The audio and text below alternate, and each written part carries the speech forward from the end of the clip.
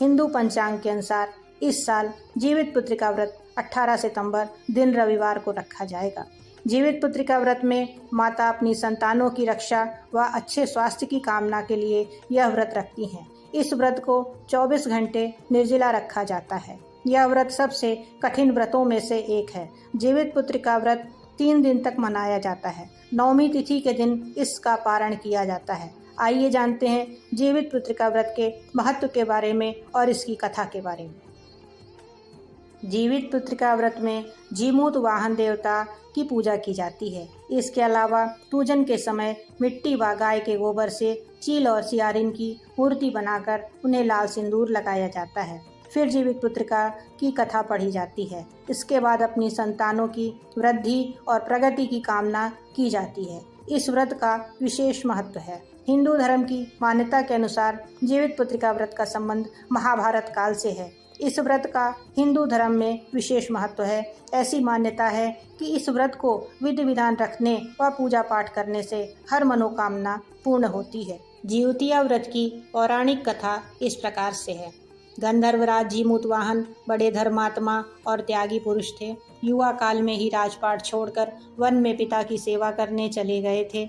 एक दिन भ्रमण करते हुए उन्हें नागमाता मिली। जब जीमूतवाहन ने उनके विलाप करने का कारण पूछा तो उन्होंने बतलाया कि नागवंश गरुड़ से काफ़ी परेशान है। वंश की रक्षा करने के लिए वंश ने गरुड़ से समझौता किया है कि वे प्रतिदिन उसे एक नाग खाने के लिए देंगे और इसके बदले वो हमारा सामूहिक शिकार नहीं करेगा। इस प्रक्रिया में आज उसके पुत्र को गरुड़ के सामने जाना है। नाग माता की पूरी बात सुनकर जीमूतवाहन ने उन्हें वचन दिया कि वे उनके पुत्र को कुछ भी नहीं होने देंगे और उसकी जगह कपड़े में लिपटकर खुद गरुड़ के सामने उस शिला पर लेट जाएंगे जहां से गरुड़ अपना आहार उठाता है। और उन्होंने ऐसा ही किया। गरुड़ ने जीमूतवाहन को अपने पंजों में दबाकर पहाड़ की तरफ उड़ चला। जब गरुड़ ने देखा कि हमेशा की तरह नाग चिल्लाने और रोने की जगह शांत हैं तो उसने कपड़ा हटाकर जीमूतवाहन को पाया। जीमूतवाहन ने सारी कहानी गरुड़ को बता दी,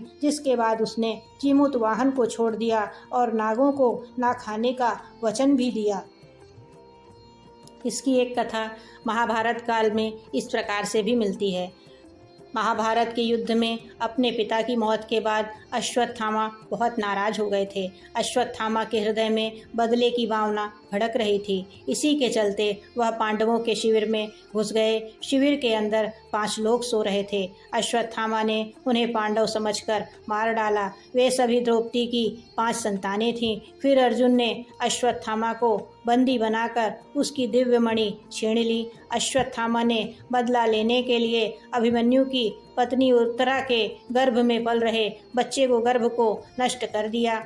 ऐसे ही में भगवान श्री कृष्ण ने अपने सभी पुण्यों का फल उत्तरा की अजन्मी संतान को देकर उसके गर्भ में फिर से बच्चे को जीवित कर दिया।